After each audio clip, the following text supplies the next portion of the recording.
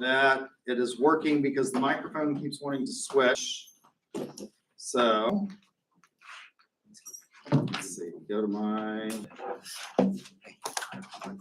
channel and make sure that this is actually going to go. Let's see if it's gonna. Okay, it sounds like we're live and it's going well. All right, so turn that on, and so we can start. So I'm going to try and get us caught up. I have a lot of padding at the beginning because generally the things that I like to talk about in this class at the beginning are really, really difficult to understand, and it takes a long time to sink in, and you have to think about these things. So I try to give you a lot of time to think about these things, but we don't have a lot of time as a result of having had 2 class sessions canceled. And so I'm going to try and make up some ground here. If we don't make it up all today, I will get hopefully on track by next time. But so nothing is due yet. Don't worry about any of the tests. Once we get past chapter 1, the chapter 1 quiz will be due. We'll get that today, certainly. Because we're going to talk about chapter 1, and so you'll have that due by Sunday as a modified, and we should get caught up and we should be sort of on track. But I will send out an email modifying the dates for everything in terms of where they fall in the syllabus. Yes, so you have a question. Could you reset chapter 1? Because I went ahead and tried to do it. Yeah, I'll be happy Yes. to do that. If anybody else want it reset, okay. I'll if you will send me an email asking me to reset that, since you didn't have the information, I will do that, because some people may want their score from chapter 1. And I don't want to just reset everybody's who did it. If you're happy with your score and you already did it, that's fine. That's great. I'll let you keep it. But if you want it reset, I'm happy to do that, since we didn't have all of the stuff that we need to talk about in terms of your ability to understand the chapter 1 quiz. All right. So, and this,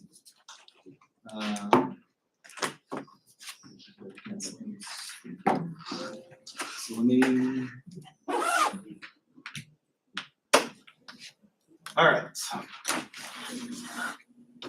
So, and it's playing the, I'm gonna close that, and I'm gonna make sure that this is still. It sounds like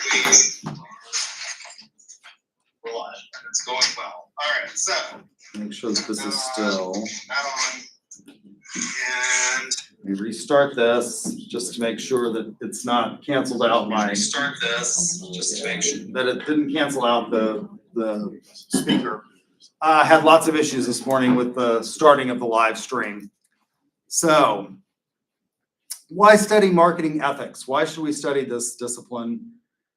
Given the fact that businesses have become increasingly complex and students really need a lot of hard skills to be marketable in the real world today.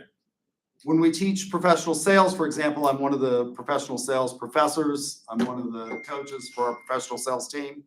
That's all about objective skills, for the most part, that we train you how to utilize in the setting and context of sales, how to make good presentations. And that's sort of objectively measured on a rubric, right? I mean, there's an amount of subjectivity. You can open that and just leave it open. There's an amount of subjectivity to that, but why don't you just leave that open? Because other people will just be coming in as well. And that way everyone can have access to my booming voice. I've had other professors come and slam the doors on me because I talk loud so that it can be picked up by the microphone. Anyway, those are, there are some soft skills involved in the selling. I mean, certainly good communication, but we've made that more and more objective. So business has become increasingly complex. Understanding how to bring a product to market is a well sort of established methodology.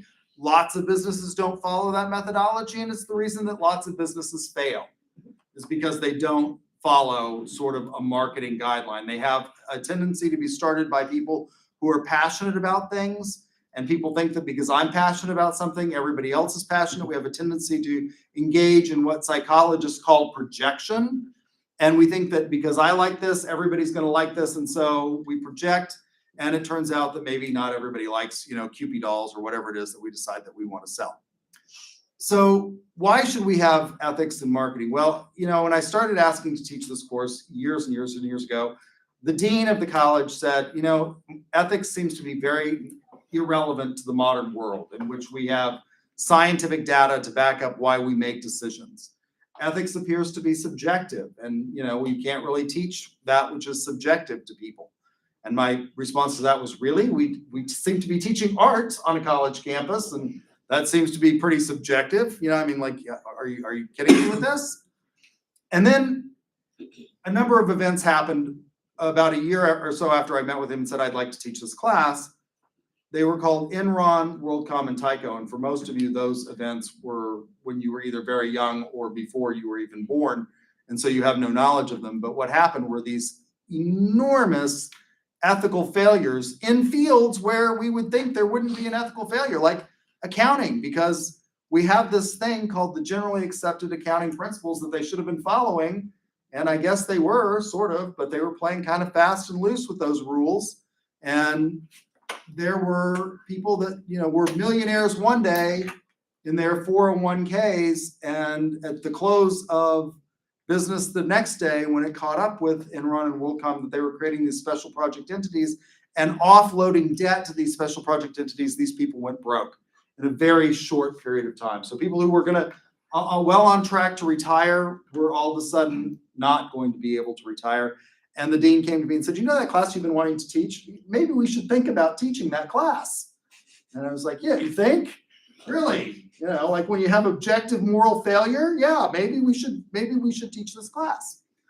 So, but philosophy does seem to be subjective and not as objective, because we don't seem to have the same kinds of proofs that we have in, say, geometry. So if I said, here's a rectilinear triangle, a rectilinear triangle is one, and my triangle's not very good. I'm not a very good artist. It's got little things here. It's not quite, lines aren't exactly straight, but go with me here. Here's my rectilinear triangle. What's a rectilinear triangle? It is a right angle triangle, right? That's the definition. If I say that one side is 3 and one side is 4, the third side has got to be 5. Right? We should have all learned that in high school geometry, 3, 4, 5. That's called the Pythagorean theorem. A squared plus b squared equals c squared, right? That is true for all places at all times. And, it's true in outer space. It's true on Mars. These things are true. And we don't seem to have proofs like this in ethics. That's why people think that it's subjective, because we have arguments, but a lot of times people just say, well, that's the way you feel. It's very emotive. I would argue we do have proofs in ethics, and we can know things a priori. We can know things using our rational mind. So a priori means that knowledge which can be derived without reference to experience. It is something we can know using pure reason. And interestingly enough, how did Pythagoras come up with his theory of 3, 4, 5? By going around and drawing triangles in the dirt? No, that's not how he knew it. You can see this with the mind's eye. Now, it helps if you're a genius, which he clearly was, but you can see it with the mind's eye. If you're really doing this, getting out the compass and a protractor, you're just messing around, right? You're not getting the absolute. And it's very easy to come up with this if you've got a 3, 4, 5 triangle as your first one out of the chute. He saw this with the mind's eye. You can know that a priori, as opposed to a posteriori, which are things that you can only know through experience. What are things that you can only know through experience? How to ride a bike. I hope everybody in here has learned how to ride a bike. Although more and more I find students that have never ridden a bike. It's amazing to me. Like, what did you do as a child? Play video games. Okay. Didn't ride a bike.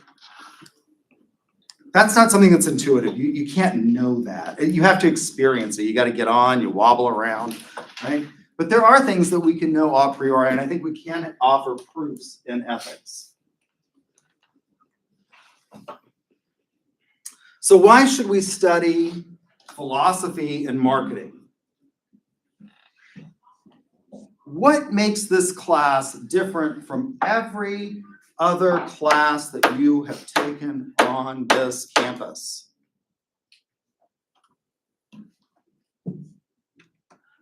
Well, let's start with just marketing. What makes marketing different from every other class that you have taken on a college campus?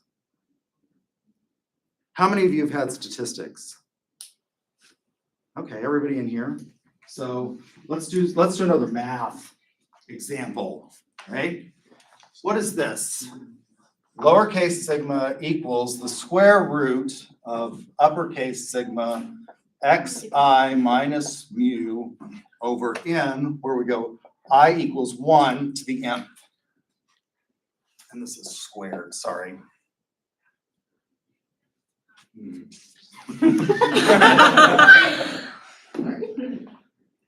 Usually this formula is actually written as S rather than sigma equals sigma xi bar minus xi mu squared over n minus 1. Do you teach stats too? No. Oh. And what's the difference between these two? Where we start at 1 and you go to the nth. One is for sample, one's for population. Yeah, one is for sample and one is for the population. Usually we don't use this one because we very rarely have a full population or a universe, right? This is what's called the standard deviation. This is the formula for the standard deviation. What is standard deviation? Standard deviation is a measure of dispersion, right? It's not a measure of central tendency. What's a measure of central tendency? The mean is the measure of central tendency. So we have to know what the mean is, that's mu, so that we can figure out what the standard deviation is. What standard deviation tells us from a statistical term is how alike a group of numbers are, how alike a population is. From a statistical standpoint, what is a population? Population is a well-defined collection of units. So the population of this class, marketing ethics, in the spring of 2023 is everyone enrolled in this class, right? That's the population. We could get that population, but generally, as marketers, what we're interested in is more than just this class, because if we're just going to sell to this class, we're going to have a problem, probably. We're going to go broke rapidly. Now, why do we use these formulas? Well, it's good in using things like prediction. So when we want to predict things, we can use something called regression. Regression uses an X and Y axis. This is the Y axis, this is the X, this is the dependent variable, and it plots known cases along the axis, and then it tries to fit a line across this axis, and we can predict the Y variable based on X cases if we have a good fit. That's useful. Where can we use this? Well, they use regression in things like just-in-time inventory, looking at past data to determine future demand, because past is many times prologue. We just went through the Christmas season, right? Walmart sells a lot of Christmas lights, and it's amazing how few Christmas lights they have left over at the end of the season, because they've gotten really good at predicting what the demand is for Christmas lights using past experience. How many did we sell last year? Well, how many are we likely to sell this year? So the reason I give you this example, these examples are what makes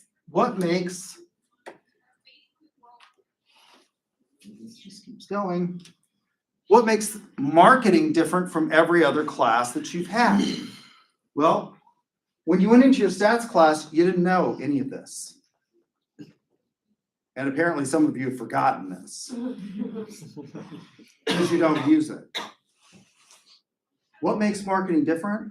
Unlike every other class that you take where you're really not an expert, you didn't know anything about double entry bookkeeping when you took your first accounting class. And after you took your first accounting class, you think, God, I gotta go be a marketer. And I'm gonna go to sleep doing this. You know, sucks, right? You rapidly decided you go over to the liberal arts at the business college, which is called marketing. You didn't know anything about the GAAP. You didn't know anything about double entry bookkeeping when you went into your accounting class. You know a lot about marketing. You were experts in marketing before you took your first marketing class because you have been bombarded by marketing from before you were born, and you will be bombarded by it till the day you die. People have been trying to sell you stuff. You have been exposed to advertising and promotion, and you have bought products. So you are already expert marketers before you took your first class. This class is unique in that you make moral judgments every single day. You don't make accounting judgments every single day. But every time you talk to another human being, you are going to engage in either moral or immoral behavior. For the most part. There are some things that are beyond morality, but you do it all the time. You have engaged in moral decision making. So this course involves the intersection of two disciplines that have impacted you enormously, whether you think about them or not. You cannot escape them. They are pervasive human activities. Accounting is not a pervasive human activity.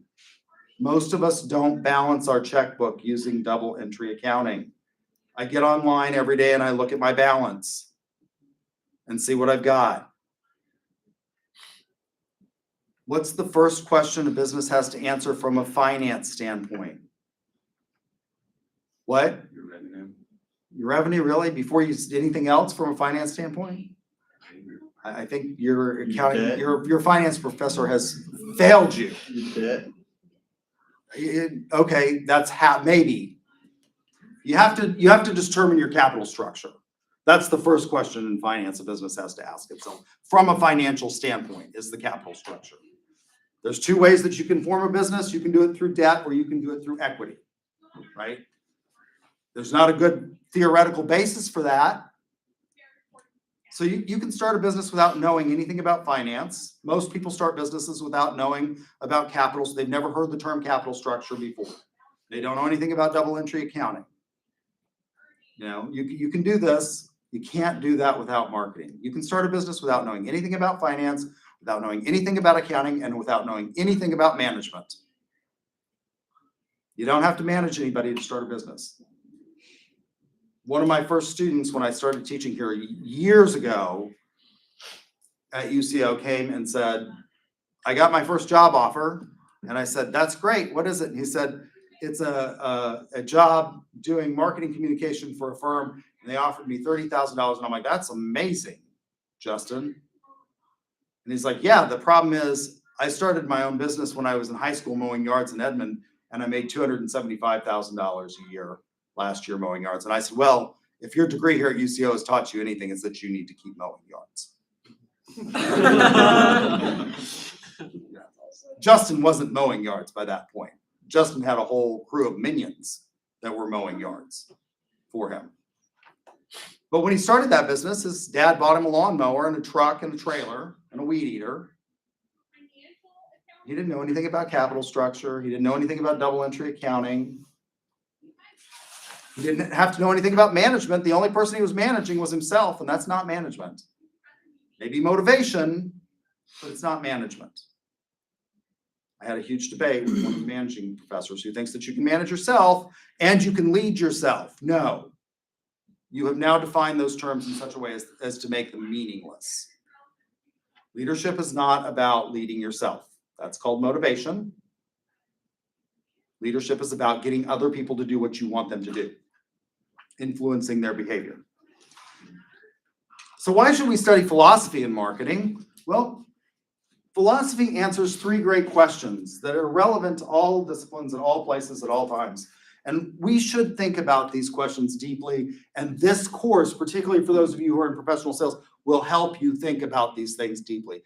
These three questions are the question of knowledge. What is it I can know and how can I know it? Can I know something a priori? Can I figure it out with my rational mind using logic and critical thinking? Or do I have to experience it? The question of governance. And by governance, we don't just mean the American government or the Chinese government. We also mean corporate governance. What's the best form of corporation that we can have? How should we become the most efficient? Should we allow, for example, in our corporations, the idea of employee democracy? What's wrong with that? Corporations that engage in employee relations and allow their employees to understand and engage in some form of workplace due process generally do better than ones that don't. However, there is a cost to that. It's called the cost of efficiency. What's the most efficient form of organization?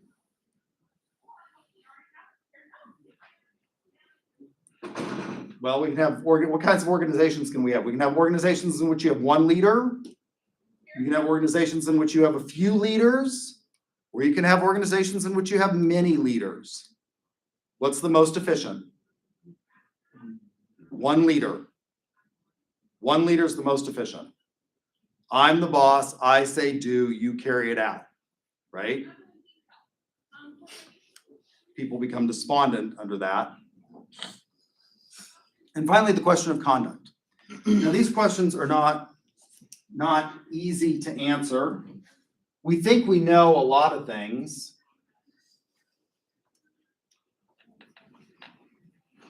For example, what is this? A table. It's a table, you think. Is it a table? What makes it a table? Why is it a table? It's a surface you sit at. Okay, so is that a table? I can pull my chair over here and sit at this. Is this a table? Depends on what You you're think this is using a it as. table? It's a podium, but it could also be a table. Wait a minute, is it a podium or is it a table? It depends on how you're using it. Depends on how you're using it. So if I sit on that, is it a chair? You've got a big ass chair. Wow. I don't know. I don't think that's a table. I think it's a desk. Why is it a desk? Tables are what you eat on. Desks are what you work at. So it's a desk. Does it become something different? You can see the point of this is it's not easy to ascertain what we think we know all the time. We think we know a lot of things, and maybe we don't know them as well as we think we do.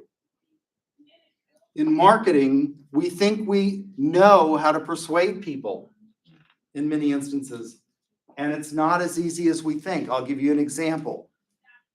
Republicans and Democrats, we're going to have this evening the president's speech to Congress. It's called the State of the Union. By the way, for years and years and years, the State of the Union was not something that was given to Congress. It was sent to Congress by the president, and he didn't deliver it. In the modern era, we have used this as a political marketing venue.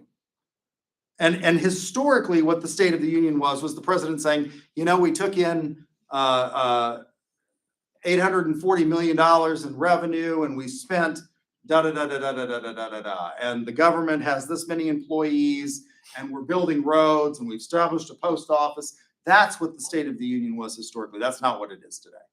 And what you're going to hear tonight in the State of the Union address is not going to cover any of those things. It's going to be a broad, political marketing speech where the president is going to try and convince people that we should follow his plan, that we should accept his ideas versus other ideas. It's a political marketing speech. But politicians from both sides of the aisle have used this term, for example, in their political rhetoric and in their political marketing called family values. And they mean radically different things by that one term. For Republicans, family values are the strict father model. They are the Leave It to Beaver model of family, where Mrs. Cleaver vacuums the rug in high heels and a poodle skirt and stays at home, and we have 2 children, and dad goes off and works. That's what Republicans mean when they say family value. There's nothing wrong with that. I'm not making a value judgment. I'm just telling you that that's the model that these are the images that pop up in their mind when we say family values. When Democrats say family values, what do they mean? Well, Hillary Clinton wrote a book on it based on an African proverb called "It Takes a Village." The idea is it takes a village to raise a child. Right? So what are families for Democrats? Democrats say we have family values. What are those values for them? Well, it involves aunts and uncles and your cousins and, friends and neighbors and people who watch you and teachers maybe who helped you grow. That's what Democrats mean. 2 radically different views of they're both using the same word, mean totally different things. And the ideas and images that they conjure up. So what is it we can know when we talk about these things? When we say we're putting together a good advertising campaign that people are going to understand what our product is, do they really? I don't know. We should think about that. If I say this, if I stand on this and I dance on it, it becomes not a table, but a platform. If I apply the term platform to this device, what am I talking about? I'm actually talking about the OS, right? That allows social media to run on it. That's the platform, right? And social media uses a specific platform, certain internet protocols. So we have to think about these things. The question of governance is completely important for us as marketers in terms of how do we structure our business? What is it we should be selling? Is it legal? And then, of course, the question of conduct.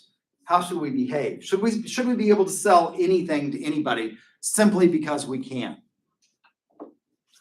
For years and years and years and years, people sold all kinds of stuff to people that they said cured all kinds of things. And bad things happened to people as a result. And we had a model of American jurisprudence at that period of time that said, let the buyer beware. This is called the doctrine of caveat emptor. Let the buyer beware. If you are stupid enough to buy Dr. Feelgood's tonic and believe that it's going to grow hair, well, then, and it poisons you. We now say, no, don't do that, right? Like we have this thing called the FDA, which says don't sell that unless you go through trials and we clear it for use as a pharmaceutical prescription, right? So these 3 great questions apply to all disciplines, and this class allows us to think critically about these issues and what it is we can know and how we can know them. Values and ethics. What are values and what is ethics? What's the difference? Values are obviously important, and values are important in business. In a review of the most successful companies, Collins and Parias found that successful companies, the ones, and this was a book called Built to Last, the ones that do the best have a core set of values. Now, it turns out those values didn't have to be good values. Philip Morris has been one of the most successful companies in America. Anybody know what Philip Morris sells? Cigarettes. Philip Morris's values were ruthless. They were defined as being highly competitive. The CEO was described as being a shark who said, I see nothing wrong with selling people a product that they don't need. Well, cigarettes go beyond a product that we don't need into a product that is harmful, right? So most successful companies have a core set of values. So ethics has got to be more than just values,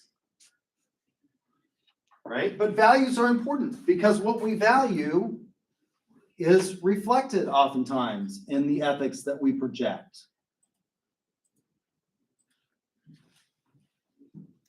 I have a question. Like in regards to the like politics using marketing and stuff like that, do you think that like marketing being weaponized like that is gonna make it lose an appetite to some sense? I think that marketing is a tool like a hammer. I can use a hammer to bash your skull in, or I can use it to build a house, right?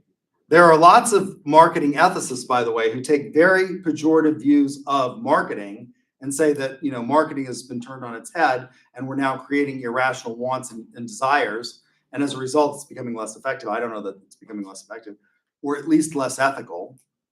But marketing itself is not either ethical or unethical. It is how you put those things together. I mean, like, do you think people will develop like an immunity to it at some point if it keeps being weaponized or put in situations where? I don't think that I think we find ways of getting around that. I mean, the largest day in advertising is coming up. Most of you will zip and zap through ads, right? What's the difference between zipping and zapping from a marketing perspective of ads? Does anybody know? What's zipping in the ad? Fast forward. You fast forward. You record the program and you fast forward through the ads. Zapping is when the ad comes on and you simply switch the channel, right? You change the channel. And they've gotten really good at just all coordinating what time they're going to have ads for the most part, so that it's hard to zap through them, but you can zip through them. But there's one day a year when we don't zip or zap through ads, and that's called Super Bowl. It's this coming Sunday. And people who don't watch football, am I right? It's the Sunday. Yeah. Okay. People who don't even watch football on Sunday. And people who don't like ads will watch the football. They don't like ads and they don't like football, but they're going to watch it this Sunday because it's the time of year when we have the most creative ads played, right? And so people love this time of year. It's the one time of year that we all love ads and we all love marketers. We've become very good at still getting those ads in front of people. Obviously, people build up a tolerance to something and they ignore it, they tune it out. But just as soon as they figure out how to tune it out, marketers become very good at using another technique to get your attention. One of the ways that they do it is by hiring influencers now. So one of my favorite shows that I watch on YouTube are these two British guys. Their names Josh and Ollie. Have any of you ever watched them? They're really, really funny. If you haven't watched them, their channel is called Jolly. So it's Josh and Ollie and it's Jolly. And watch the episode where they go and they try biscuits and gravy. And so you can type in Jolly biscuits and gravy, and it's absolutely hysterical. It's like one of the funniest. So like they're enormously funny. And what do? They put the content of the ad right into they talk about NordVPN, that's their sponsor. And that's the way you make real money on YouTube. It's not by getting YouTube revenues, it's by getting a sponsor to pay you. And they include it. So you're watching the program and they're sitting there. They're these two skinny little guys and they are shoveling enormous. I never thought I would be interested in watching people eat. But one of my friends was like, you got to watch this ad or watch this show. And I was like, this is going to be stupid. And it's hysterical. Just the looks on these guys' faces as they eat voluminous amounts of food. And they're both, about as big around as a pencil. And they're shoving, and they, like the whole biscuits and gravy thing. It's just really funny.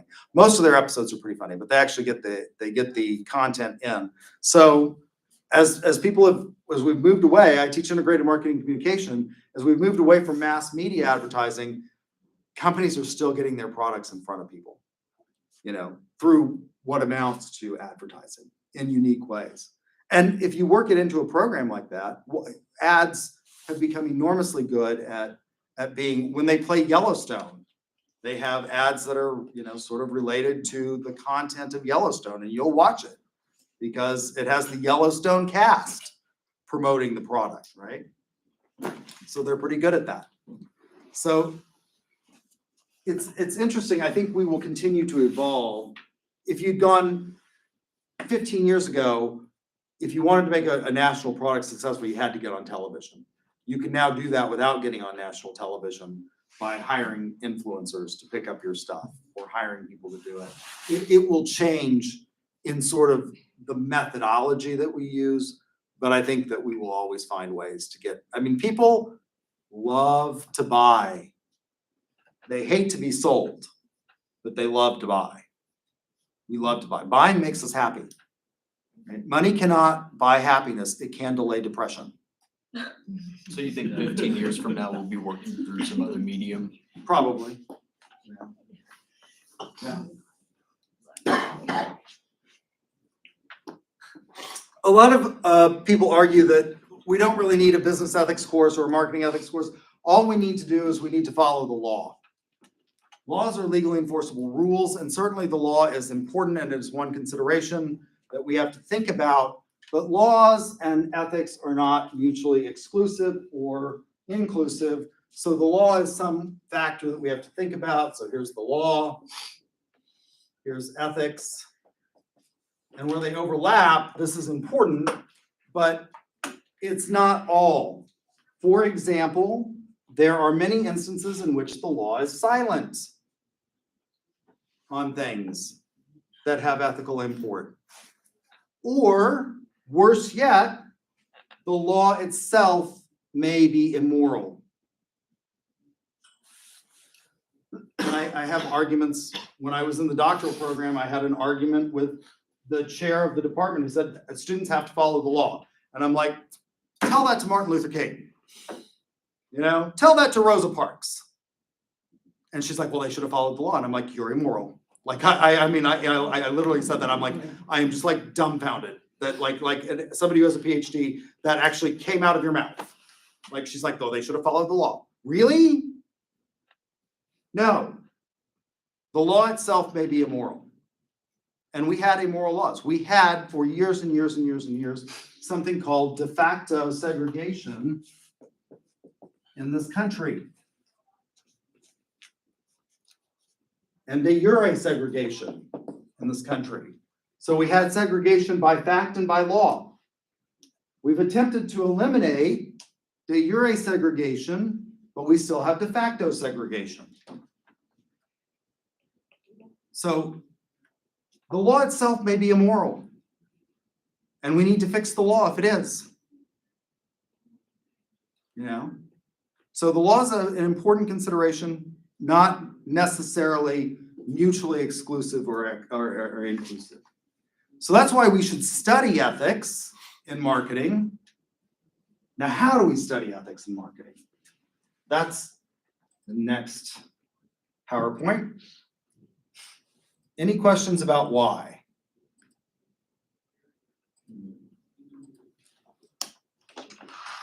All right, so I am going to begin with what is philosophy and did the Greeks invent it? Why should we think about it? Why is it that these guys who lived 2,500 years ago in Athens come up with this stuff, and why should we pay any attention to it today?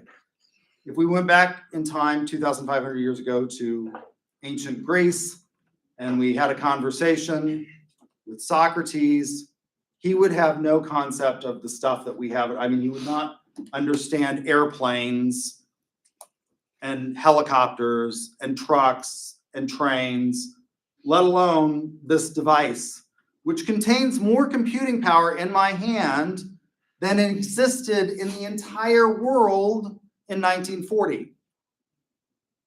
I now have more computing power in my hand than existed in the entire world in 1940. That's kind of remarkable, isn't it? So what do these guys have to say? What is philosophy and why did the Greeks invent it? Or did they invent it? I think a good argument can be that they did invent it and that it's important. With regard to these three great questions, the question of knowledge, the question of conduct, and the question of governance, there are various ways you can answer these questions. You don't have to use philosophy to answer them. And a lot of people don't. And you end up with interesting results. So how can we answer these questions? Well, one way you can answer these questions is you can answer these questions through what we would call a mythology. Which a mythology is what we would now say is a dead religion.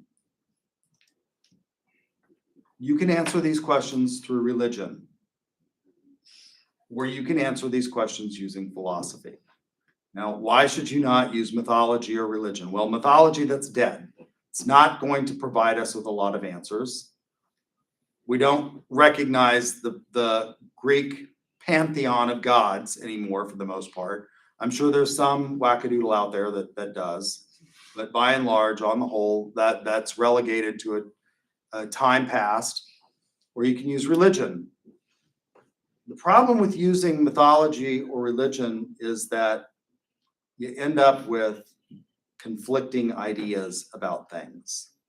Now, cultural anthropologists will tell us that there are remarkable similarities among peoples and religions.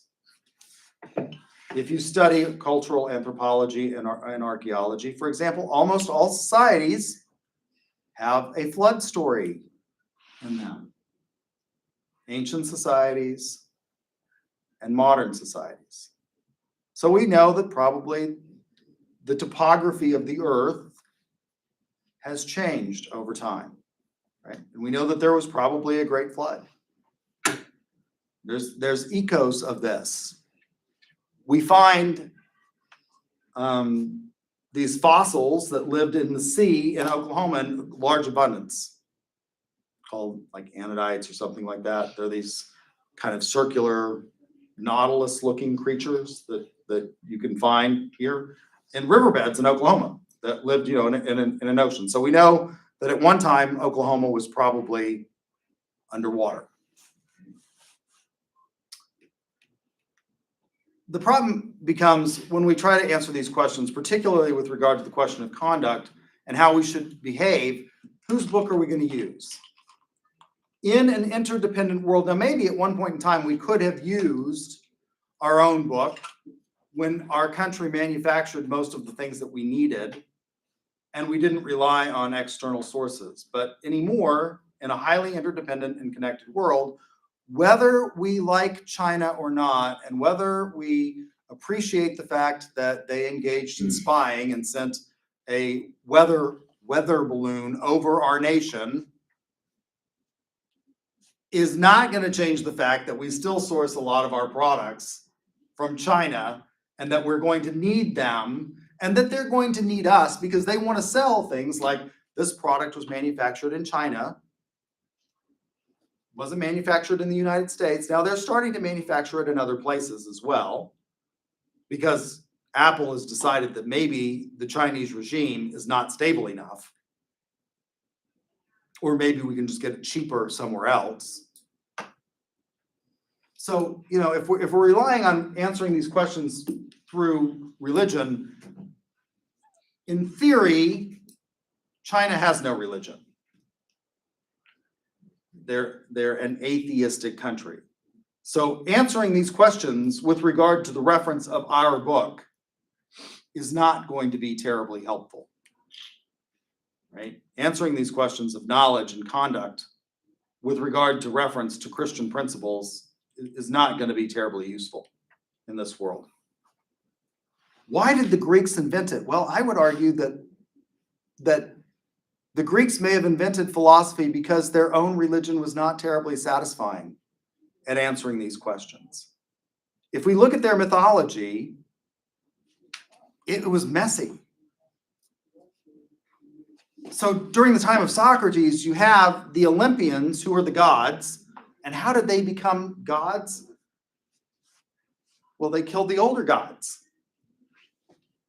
They killed their parents. So there was a prophecy that Zeus's father would be overthrown by one of his children. And so every time Zeus's mother bore a child, he ate the baby. These are messy people. These are not people that you want to hang around, right? You might pay homage to the gods, but they're not providing us really satisfactory answers about the meaning of life. Zeus is coming down from Mount Olympus, and he's having illicit affairs with mortals and producing offspring that are demigods. Like this is not a guy that you admire. You may not want to upset him, but like you're not turning to him for the ultimate questions of life. And so I think the Greeks invented at least Western philosophy because their religion was not terribly good at answering these questions of knowledge and conduct and governance. So who's the first? Well, the first fully worked out system of philosophy that we have begins with, so we don't know anything about Socrates from his own writings. Socrates never wrote anything down. He wouldn't get tenure on a college campus today. He walked around Athens and he sort of asked interesting questions like, what is justice? What's the meaning of life? How do we apply these things to everyday rules and conduct? And his student, his most famous student, Plato, wrote all of this stuff down, or that's what he says. I don't think we should take him at his word. And the first fully worked out system of philosophy in the Western world, at least, is found in Republic. Now, there may have been a fully worked out system of philosophy before this, and it's been lost to antiquity, but we know about Republic. If you read Republic, it answers all of these questions. It answers the question of knowledge. What is it we can know and how can we know it? How do I know that this is a table and not a desk? Well, Socrates has an answer for that. There's an idealized, just like there is an idealized rectilinear triangle in the realm of the forms, there is an idealized table. This is an imperfect copy of that. And most of us live in the imperfect world and we don't see things clearly. We are deceived every day by our senses. I think I told you all last time because somebody shared in here that they are a pilot. I have a commercial pilot's license. That's what I wanted to do. I wanted to be an airline transport pilot. So that's a higher rating than commercial. Commercial allows you to fly charters and things like that, take people on sightseeing tours. And I got to that level and I realized I was never going to become an airline transport pilot because, like we engage in a mythology in this country, and that is that you can be whatever it is you want to be. And that's not true. And we point to people like Barack Obama and we say, if Barack Obama, this, child of a Anglo-American mother and African father can become president, so can you. No, you can't. Right? No. I mean, if any of you become president, I will take back my words, but probably not going to happen.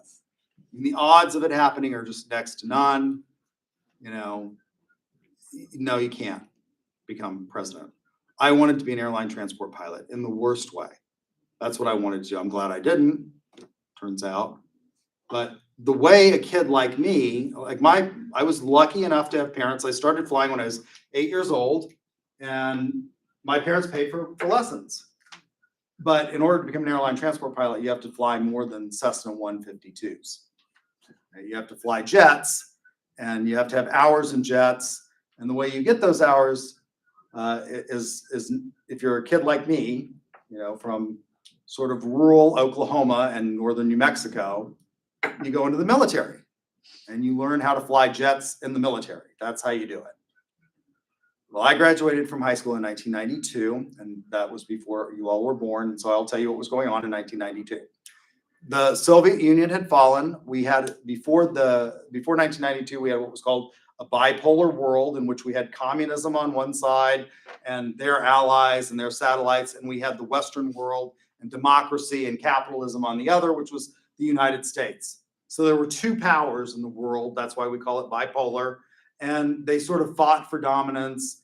And there was a big, what we called a Cold War, where we had a buildup of the military and we spent an astronomical amount of money. Well, all of a sudden, overnight, the Soviet Union blinked, they fell apart, and they embraced capitalism.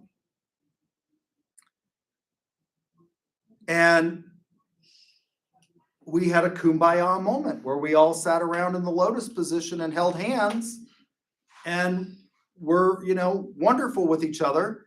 And Bill Clinton looked at this and said, we don't need no military anymore. Well, we didn't need as big a military. And so he started cutting the military to reduce the deficit that we had been spending on the military industrial complex. It was the first time in years that we reduced the deficit. Because the Soviet Union they were now our friends and our allies. And we were going to, spread democracy throughout the world. That didn't end up happening for very long, but it happened for a long enough period of time that when I went to the ROTC program at OU, and I talked to both the Navy and the Air Force guys, I was not going to get a pilot slot. Even though I was like, I have thousands of hours. I started flying when I was 8 years old, and they're like, you have fillings in your teeth and you don't have 20/20 vision. And that was enough. The fillings in my teeth, I don't know why that mattered, because I didn't want to fight. I didn't want to fly fighter jets. That's where the fillings come into, I wanted to fly heavies. That's how you become an airline transport pilot. You don't become an airline transport pilot being Top Gun. You become an ATP flying C-130s. And so like this filling deal is not an issue. It becomes an issue when you got lots of G's and they can just rattle right out of your head. But that was, but that was still their answer to me, was you got fillings and you don't have 20/20 vision. And so I had to become a lawyer instead, right? So I didn't get to live up to my dream. Lots of us, I didn't want to become a marketing professor either. That was not part of my dream. When I became a lawyer, I wanted to when I decided I wanted to go back to academia after being in the private sector, I wanted to become a political scientist. And I was, that dream was dashed on the rocks by a friend of mine, and I'm glad he did. He said, do you want to starve to death? Get a PhD in political science, you'll starve. Get a PhD in marketing, you'll make $160,000 a year. Oh, yeah, okay, I can do that. That's easier. And there'll be a job. There'll be a job for you when you get out. All right, I can do that. Had no love of marketing. So, my whole career could be, I don't think I want to do that. I had to do it, and it's been okay. But it's not been the career that I had planned for myself or thought about if I'd followed my bliss, right? So, don't follow your bliss. Mike Rowe from Dirty Jobs says this, like, people who are successful didn't follow their bliss. There are lots of, I go over to the music theater department and I look at those people and it's like, you're going to be, you're going to hang that degree on the barista machine at Starbucks, because singing and dancing is not going to feed the bulldog. Right? And in fact, you're getting that degree is probably an indication that you are a prime candidate for natural deselection. Get a sales degree, you'll become successful, you'll be able to feed your family, and it'll all turn out much better for you. When I got my PhD in marketing, this is what I wanted to do. I wanted to study the intersection of philosophy and marketing. And I wanted to come back to you too, because I've been associate general counsel here. So my teacher's retirement, this is another example of how I didn't want to do something, and it turned out okay. So I wanted to come back to Oklahoma because I have a vested teacher's retirement. I have something that you all will never have. It's called a defined benefit plan. When I retire, and I can retire at 55, which is 5 years away, and it's looking better and better. Let me tell you, every year, this is looking better and better to me, this early retirement. I will know for the rest of my life how much money I will get in retirement. It is not at all dependent on how much I saved. I will get a pension for the rest of my life. If I can hold on here until 62, I will make more money retired than I will coming here every day. That's a result of the pension and Social Security. That's, it's just a mathematical formula. Most of you will have to save if you want to retire. And a lot of you will not retire. A lot of you will work up until the point that you practically die. And I had one of my students the other day ask me, he said, do you think it's worth me saving? My friends all say it's not worth saving because I'm going to have to work. And I said, here's the difference. If you don't save, you're going to be working at a job you hate when you're 65. Whereas if you do save, you may be working at a job and have the luxury of taking the jobs that you want rather than working at the jobs that you don't want. So I think you should save. I think that's a valid, but in order to make what I would make off of teachers' retirement, I would have to have $5 million in savings, right? In my 403B. We don't have 401ks because we're a public entity. So, so I came back here to UCO. There was an opening and the department chair, Stacia Workray, said, I need you to say you want to do sales. And I said, I don't want to do that. No. Let me explain to you what I do. Like, this is what I do. I do philosophy and marketing. And she's like, I just need you to say you want to do sales because that's where we are.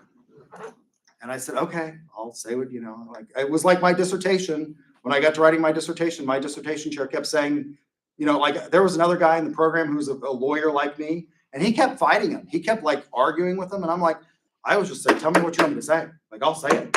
Like, that dissertation was not mine by the time I like, I was like, years. Like, just tell me what you want me to say. Like, I just want 3 letters after my name. I don't care what it says. I'll say whatever you want. I don't care. So I did the same thing. I didn't go, yeah, I love sales. Want to do that. And then I went to my first sales competition. And I thought, God, this is fun. We got beat like a drum. But my students that went got jobs. And I thought, I got to figure out how to make us better at this. And we worked and we worked and we worked. And we are a top sales team. Like, currently probably #1 in the nation. So, another example of how I didn't want to do this, but it's turned out okay. It's turned out all right for me. So the Greeks, like they are not getting these satisfactory answers out of their leaders, and they have to come up with something else to answer these questions about the question of knowledge, the question of conduct, and the question of governance. And Socrates does that in Republic. It is the first fully worked out of theory of philosophy in the Western world that we know of. Now, what do we get in Republic? And why is it called Republic? Well, Socrates in this book says, look, if we think of a society as being the individual writ large, maybe we can see things clearer. If it's the individual that we're looking at, it's hard to see things when they're really small. But if we look at a bigger unit, sometimes we can see things more clearly. If we use, for example, a microscope, we can see bacteria more clearly than if they're, we're trying to see them with the naked eye. So let's look at society as a whole. And he answers these 3 questions. And we get this worked out idea of what philosophy is. And so, again, going back to this idea of the table and what I went on to the airline, what is the sensation that you have, to go back to this, what is the sensation that you experience when you have turbulence, particularly low-level turbulence in an airplane? Well, a lot of times you feel like you're falling. And you're not falling. A lot of times you're being pushed up. And then you're falling. But the sensation is almost always that you're falling. Your body is deceiving you, and your senses are deceiving you. And so Socrates says that if we rely on people, there are people who are so gifted that they can see things clearly. They can see these things a priori with the mind's eye. They can see the idealized version of the table, the perfected version. This is an inferior version of a table. And most of us are trapped down here in this inferior world, but there are people who see things clearly. He calls this the realm of the forms, and he gives us an allegory. It's the most well worked out allegory in almost all of literature. And the first time I read it, this guy's an idiot. And this is the dumbest thing I've ever heard because it's so implausible. But you have to suspend belief to understand the allegory. It's called the allegory of the cave. So Socrates says that now let's imagine that we have a group of individuals who are raised in a cave. You're already like, oh, this is crazy. Like, right, this is idiot guy. Now let's suppose that these individuals they know they can hear each other, but they can't see each other. They're all lined up in such a way as you are today, facing a wall. And behind them is a large fire, and people walk in front of the fire, and images are projected on the wall. And these people begin to believe that these images are reality. They buy into the illusion. And the leaders that are these people trapped in the cave are the ones who get the best at predicting what these images that go by that they see are going to be. But let's suppose you untethered one of them, unshackled them from their miserable existence, and you drug them up to the mouth of the cave. Suddenly they're going to realize, as they enter into the light, they're going to be blinded for a while. But when their eyes adjust, they're going to realize that everything that they thought was reality before was merely an illusion. They're going to become the philosophers. They're going to be the ones that see things clearly. And in Republic, what we get is this idea of the philosopher king.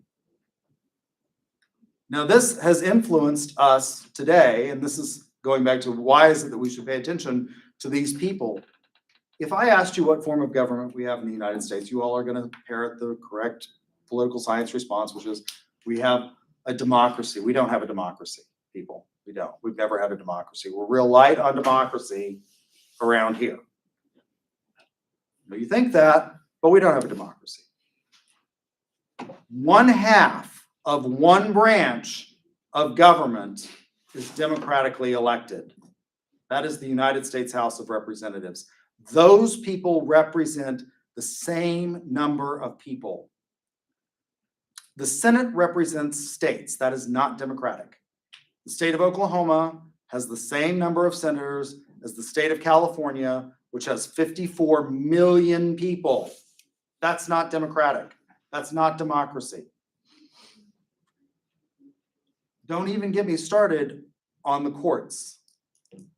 These are people that are appointed by the president for lifetime terms and have influence over us well beyond the power of the person who appointed them.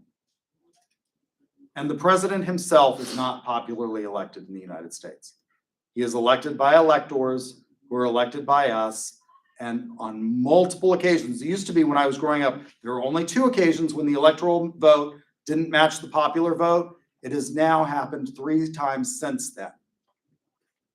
That the electoral vote and the popular vote. So we don't have a democracy. We have a republic. What is a republic from Socrates' perspective? Well, a republic is one in which you have elements of monarchy. That's the imperial presidency. You have elements of aristocracy. That is the Supreme Court and the Senate. And you have elements of polity, which is the good form of democracy. And that's the people's house, the House of Representatives.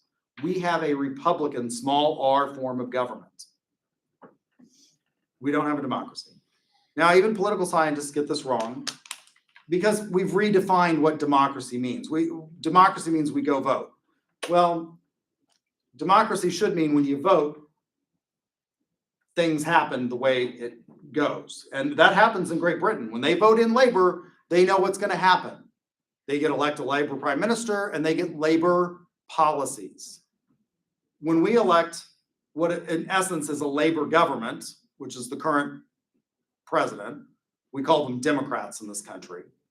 But he's the labor government as opposed to the conservative government. Nothing happens, right? Joe Biden's going to give a speech today. He's going to say, I want to do all these things. And one half of one branch of government is going to stop all of that from happening. That's not democracy. And the founding fathers didn't want us to have a democracy. They feared democracy, right? Who does a republic serve? In a good republic, it serves the people. In a bad republic, according to Aristotle, it serves the interest of the governed. And a lot of people, you could make arguments that have a good republic, and you could make arguments that we have a bad republic. You could find evidence for both. I'm not sure that either side would win. I think the system the system held, right? Joe Biden won the Electoral College vote, and he is the president. It held. I think that's what the founding fathers intended, was, that we have a stable form of government. I think it's stable. It's not attractive. It's messy. It's not efficient, but it's stable, right? So that's what we get in republic. What you find in republic, though, is also echoes of communism, in that you have the philosopher king, who's the monarch, you have the governing class, which he calls guardians, and then you have the worker classes. So you have men of gold, men of bronze, or men of silver, men of bronze, and everybody plays their part to supporting the republic and doing what they can to help the republic. So the guardian class is made up of warriors. They have to be sustained by the lower classes. And that's just a product of the way things are. So what do you get out of this? Well, you can tease out of republic a communist system of government. Now, our founding fathers didn't like a communist system of government, so they ignored the economic aspects of republic when they founded the government. They focused more on the Machiavellian form of republic, which we find in the discourses on the first 12 books of Titus Livy. So the Roman Republic also had these ecos. I'm about out of time. We'll try and get further along next time, and we'll get caught up. And I will try to send out an email on a modification for the syllabus schedule. And if you will send me, if you want that first exam or first quiz reset, let me know. And I will do that today as soon as I get to my office, or whenever you send me the email. Yes, sir. Is that only for the first quiz? I will probably get caught up next time. You should be on track, but I will probably move back so that but you have a whole week to complete them. Right? And I got some padding in here, so I'll just have to look up soon. Did you already take the second one? Yeah, I'll reset it. I took the second quiz, I'll reset it. Not legit, I was still on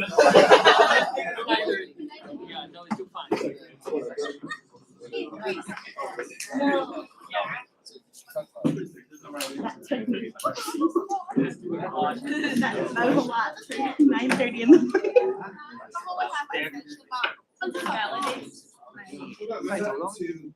The bank. Yes. Yeah, I got you. I know that. Definitely thinking about just that. Bob has a couple of. Mine is not. Started. Morning.